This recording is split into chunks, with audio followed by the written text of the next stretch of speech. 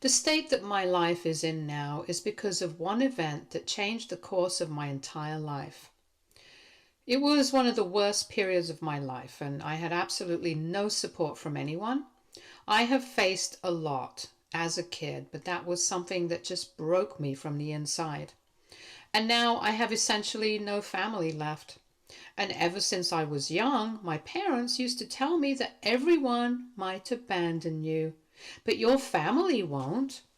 The constancy of family was drilled into me repeatedly, only for it to turn out to be a complete lie as I have grown older. It's not just sad and doesn't just make me angry. It is something that completely changed my perception of life and relationships. I, male 20, am the only child of my parents. My mother, 42, female, remarried after the death of my dad. Dad passed away when I was 12. It was a car crash that took him, and it was devastating to say the least. I was closer to Dad than I was to Mom, and I miss him every single day. I know that had he been alive, things would have been so much different and better for me. He wouldn't have failed me, ever.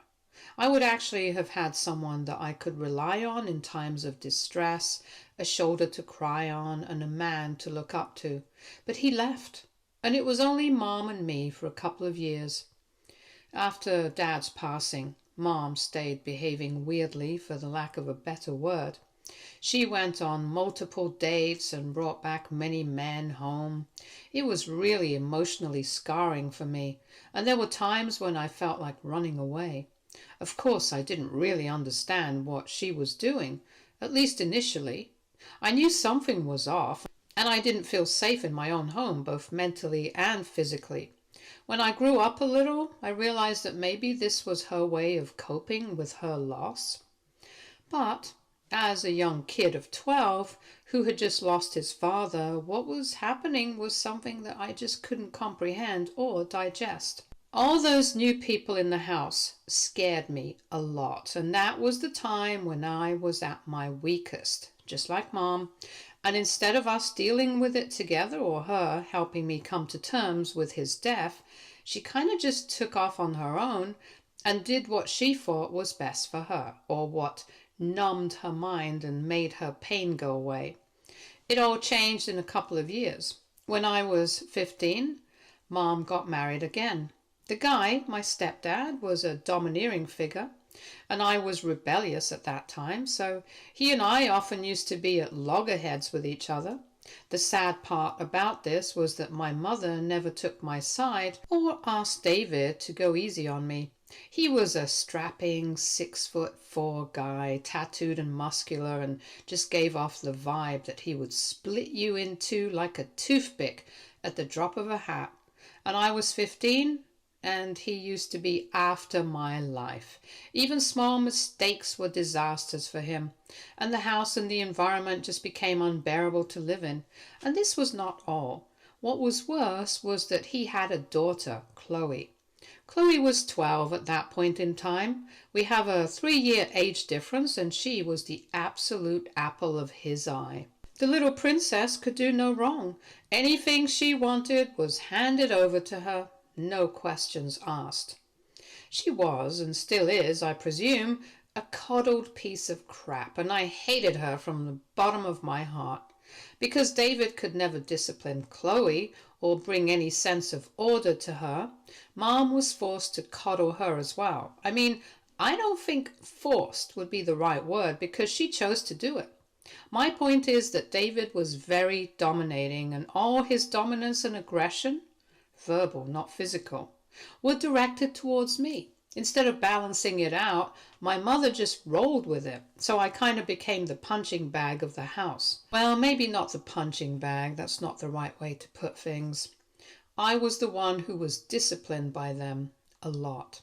I had strict rules and curfews that I had to follow, failing which I would be punished. I was always expected to maintain my grades and in general do well and behave well. Unsurprisingly, these rules never applied to Chloe. She was free to do whatever she wanted. David never said anything to her. However, there came a brief moment in time when I remember Mom trying to get Chloe to get her act together. She tried to be a little stern, draw some boundaries and whatnot, but I feel by then it was too late. Chloe was too used to being, well, Chloe. And all these new rules that she was suddenly subjected to, having to hear no when she had never heard it ever before in her life, came as a blow to her, and she couldn't digest it. She went running to Daddy, and Mom and David had a huge fight that day. That was the first and last time I saw Mom trying to knock some sense into her. From the next day onwards, things were back to normal, with Chloe being her usual self, waltzing through life unaware of anything called consequences. As I have said, Chloe and I never liked each other. David tried to push and fit us all together like a big happy family, but I was always resistant. Part of the resistance was that I did not like David, and I did not want him replacing my father. I shared this with my mother, but instead of understanding what I was trying to say, she just told me that I needed to stop being so hateful. The other reason was his precious daughter. Chloe was a brat, and keeping her at arm's length was beneficial for me. If we got close, she would use my stuff without permission. I would have to engage with her more, and all of these were things that I was thoroughly uninterested in doing. So in this sense, a fractured family served me better. But I never knew the fracture was going to be this bad, and that it would mess up my entire life and career in one go. In senior year of high school, I was very focused and driven. I wanted to go to a good college, preferably out of state, primarily because I have always been academically oriented and I wanted to do well, make something of myself. The other very important reason was that I wanted to go as far away from home as possible. Once I was gone, nobody could force me to visit or anything of the sort. I would have been a free bird finally. Dad came from a rich family and he had made a college fund for me. It wouldn't have covered the entire cost, but it still was pretty substantial, so he had ensured that I was set for college. I don't know if Mom ever added to it, but if you ask me, I don't really think so, and I don't know what plans they had for Chloe's education and finances, and I never bothered to ask. David had gently suggested once that I share my college fund with his daughter, but I glared him down. They didn't push the topic further, so that was that. 2 years ago, I was home alone. Chloe had gone out with some friends, and Mom and David were also out. I was the only one at home, and I remember that day clearly. I was busy studying for a school assignment when Chloe screamed from her room. Mom and David had come back by then, and when we heard her screech, all of us rushed to her room. The way she had sounded, it felt as if she had hurt herself rather badly. But nothing had happened to her. She was just clutching a box and crying. David ran to her and asked her what happened. She immediately responded that I had stolen her necklace. I was shocked.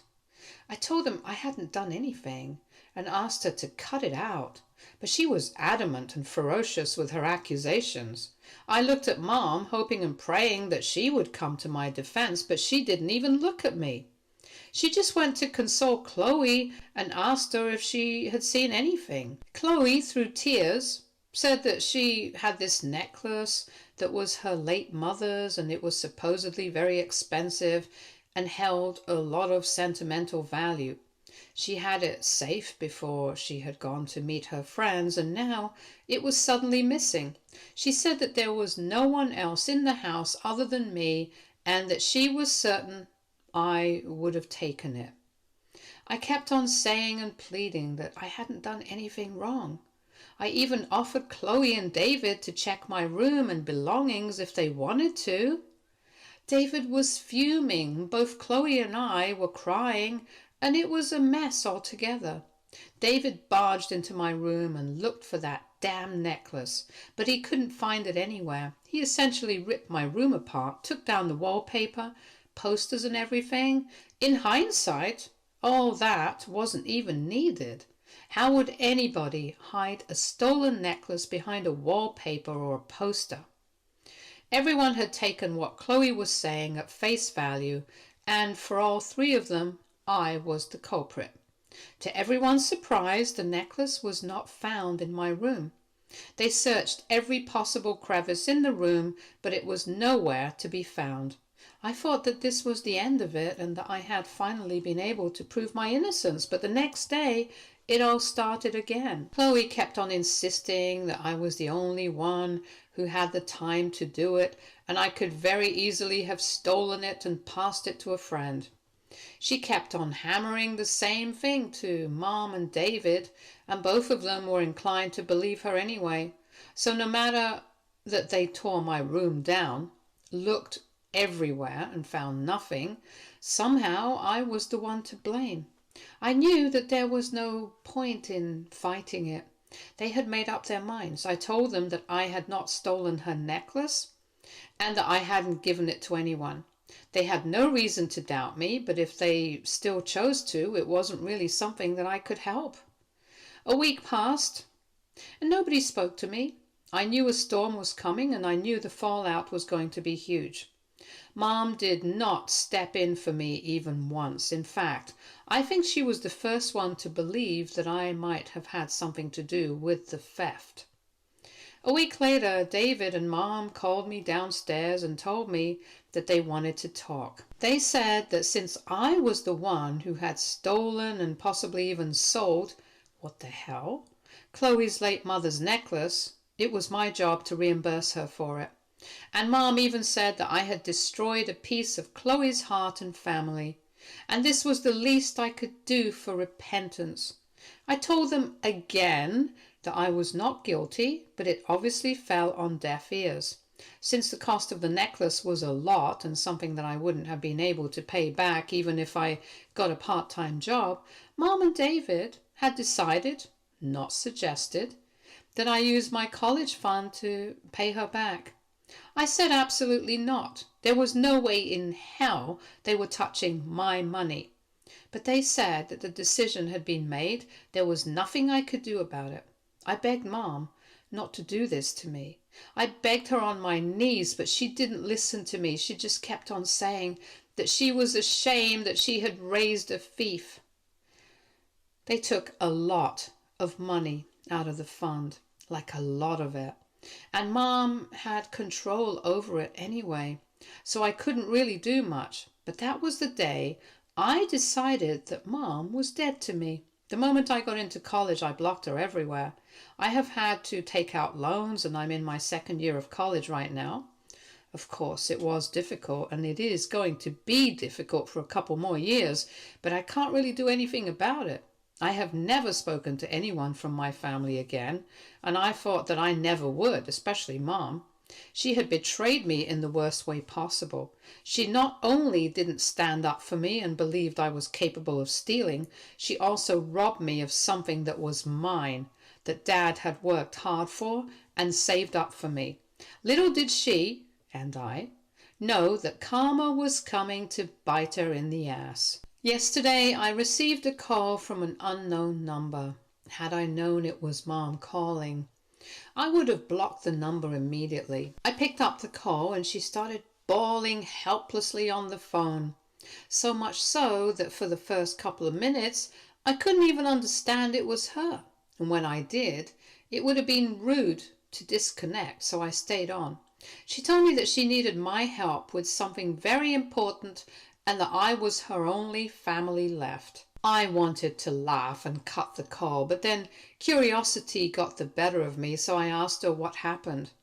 I knew I wasn't going to help her, but it was fun seeing her like that. She said that Chloe had been telling people that she was being abused by Mom at home, and for years. Mom had no idea that this was happening. She had a feeling that the neighbors didn't really talk to her that much and that she would get a few stares here and there, but she never gave it much attention. It was only now she found out because apparently word has reached her office and she's been called to HR. It's not something they can take action over, but Mom is beyond embarrassed that her colleagues now think of her as some kind of abuser. I interjected and told her that she was an abuser. The people just thought that she had been abusing the wrong child. She asked me what I meant, and I said I'd been telling her for years that Chloe was an a-hole, that she was cunning and horrible, but she always took her side over mine, always chose her over me, so much so that she believed her own son would steal and punish me for it without a shred of evidence, and it was the same baby girl that she tried to protect and shield so much who has ended up being the bane of her existence. Mom was hysterical on the phone, and in retrospect, I think I should have stopped there, but I didn't. All that pent-up rage was coming to the surface, and I went on and on. I don't even remember half the things that I said, but I know for sure they weren't very pleasant. Oh, and I don't know what came over me, but I recorded the conversation, and Mom kept on apologizing, saying that she had been unfair to me and wronged me, that she was willing to pay for it. I told her that the only way she could pay for it was to pay me the money back, inflation adjusted. There was no way out for her. She said she didn't have that kind of money and that she had actually called me to ask for my help. She wanted me to be vocal about how horrible Chloe was to me. She felt that if this went out in public, maybe her perception would change. I told her there was no way in hell I was helping her. She had abandoned me when I had needed her the most. She had thrown me to the wolves and left me to fend for myself, all because she wanted to stay in the good books of her husband.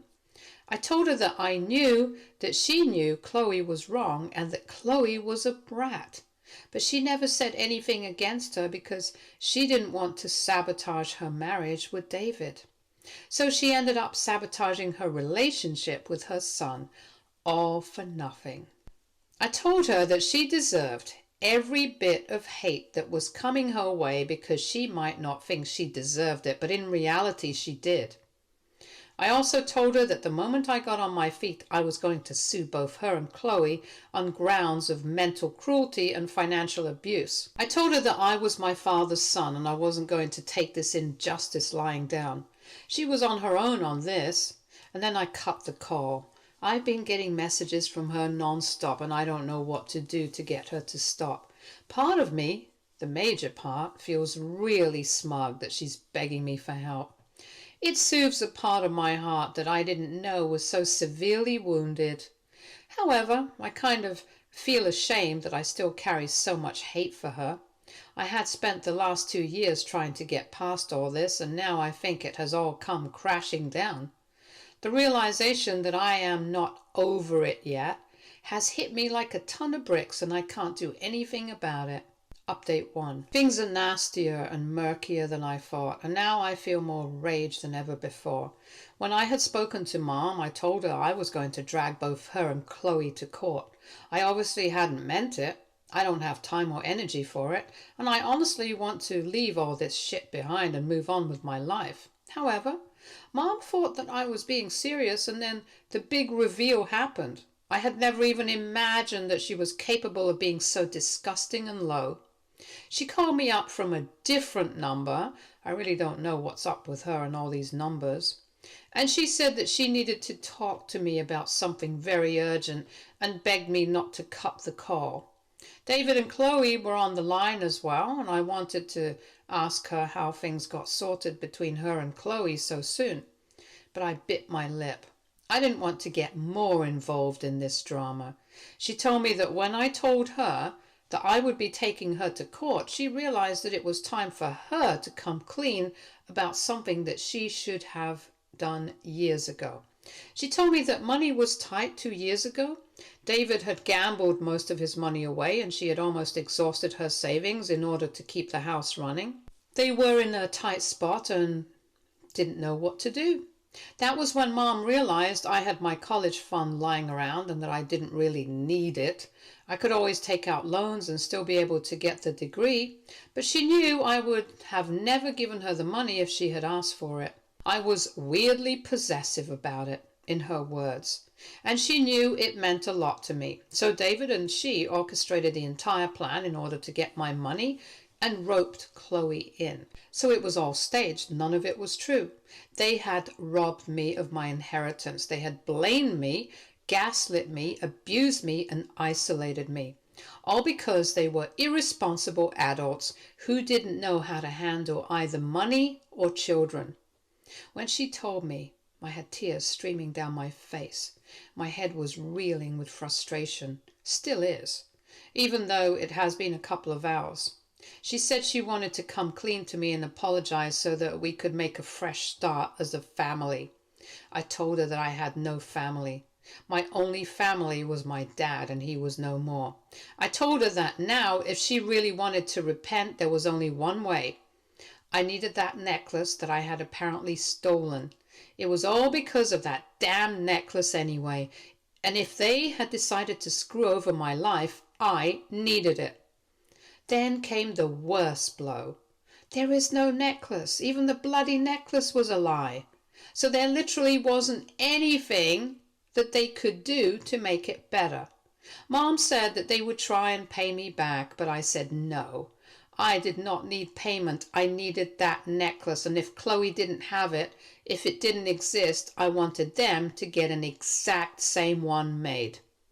When Chloe had accused me of stealing, she had shown me photos of the necklace. I now realize it must have been a Google image. Mom said that I was being ridiculous and she didn't have the money to buy a necklace for me, especially one that cost so much. So I told her that there was absolutely no reconciliation possible. I didn't even have the energy to cuss at her or just be angry. I am broken from within. My entire life has been ruined, all because of these people that I'm supposed to call family. And they have the gall to stand in front of me and say that they want us to reconcile. Mom told me to please reconsider, and even David and Chloe chimed in, but I was having none of it. I told them that it was either the necklace or nothing else, and then I cut the call, and I have recorded this conversation as well. And at this point, I am seriously contemplating legal action. It's just so unfair that they screw up my life just because they can, and I am helpless and powerless and just have to accept it, only because I'm younger and don't have the means to do anything. That's not how it should be, and I am not going to take this lying down. I could have saved so much money. I could have been relaxed about my future, and now here I am, stuck with a debt that I didn't need, that I will have to keep paying for the rest of my life. I really don't know what to do and how to get back at them, but I do know that I want to. Update 2. Sorry for the delay in the update. A lot has been going on in the family front, and I have been busy. After my last update, I realized that in reality there was nothing much I could do about what they had done to me. And I felt that maybe it would have been better had they not even told me that they had duped me and taken my money. Maybe I would have been able to sleep better at night. The only thing that I could do was expose them. That was all the power that I had. So I made an Instagram post and TikTok about my entire ordeal. I didn't even hide their names or my face, so yeah, they're very identifiable. On my Instagram post, I even tagged extended family members. They needed to know the reality of my mother. I tagged some people from Dad's side of the family as well. To say that there was a volcanic eruption with my expose would be an understatement. Mom and David are ruined. I have had family reaching out to me from all corners of the world, apologizing for not checking in, for assuming that she was taking care of me. They are being boycotted. Mom has tried to call me, but I don't receive her calls. She has texted me begging me to take down the post because she might get fired because of it, but I am not going to listen to her. She has dug her grave and she can lie in it.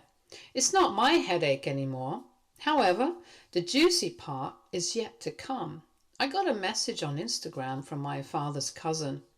I had met her a couple of times when I was a kid, but after Dad's death, we kind of grew distant. Whether that happened organically or was also orchestrated by Mom is something that I will never know. Anyway, Aunt Judith is a lawyer, and she has given me an open offer. In the event that I want to sue Mom and David for what they did, she would take my case for free. I had never thought that actually going to court over this was an option. And even if it was, I always knew that I would never be able to avail it. Legal fees are torture over here. But now, help has come itself. It has knocked on my door, and I would be a total fool to push it away. I have gotten back in touch with Aunt Judith. It feels nice having an adult you know will support you. And now that I have started talking to her, it feels as though I have been raising myself these last couple of years. Mom wasn't there, and I never even expected David to be there. I have been alone for so long that if I get anything that even remotely resembles a family, I break down. It's unhealthy, I know, but I don't care about all that right now. Right now, I am just glad and grateful that I have someone I can call family. Update 3. I'm finally going to have a proper Christmas. Aunt Judith invited me to her place for Christmas. She lives a few states over, but she will be arranging my travel. I can't wait to meet her and her husband. I am also very nervous because I feel there is a chance they won't like me, and I can't risk that. She's my only family, and I can't afford to screw this up. I've also started therapy at the insistence of Aunt Judith, and it's helping a lot. I have had a couple of sessions, and even now I can begin to see how much my childhood and their behavior has impacted my life. I can only hope that I get the chance to build myself back up again and surround myself with people who love me and can support me. I'm sick and tired of having to walk on eggshells all the time, of having to be quiet, to not take space, only because I have to fit into what others believe my role is.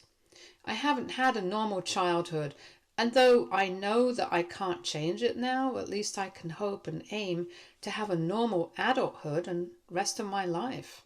Stay tuned for more stories from Our Girl Relationships.